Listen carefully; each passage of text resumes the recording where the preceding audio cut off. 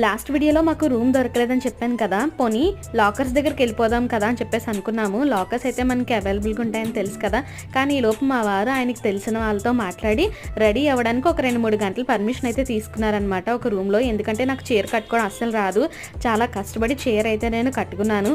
తర్వాత ఇద్దరం traditional వేర్లో ready అయిపోయి దర్శనానికి అయితే బయలుదేరాం అనమాట. మేము రెడీ అయిన రూమ్ దగ్గర నుంచి నడుచుకుంటూ వెళ్తే బేడి ఆంజనేయ స్వామి గుడి అయితే వచ్చేసింది. అక్కడ స్వామిని దర్శించేసుకొని అక్కడి నుంచి మాడవీధిలోకి అయితే వెళ్ళాము. మాడవీధిలోకి వెళ్ళే ముందు ఒక్కసారి ఆ మెట్ల మీద నుంచి మనస్ఫూర్తిగా స్వామి గోపురం ముందు నిలబడి దండం పెట్టుకున్నాము.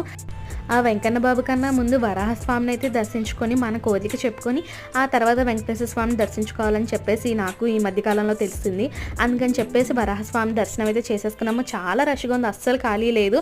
అక్కడే గంట టైం పట్టేసింది మాకు. ఇంకా భోజనం చేయడానికి టైం లేక క్యూ లైన్లోకి అయితే వెళ్ళిపోయాము ఏటీసీ సర్కిల్ దగ్గర. మా దర్శనం ఎలా జరిగిందో నెక్స్ట్ వీడియోలో అయితే చూసేయండి.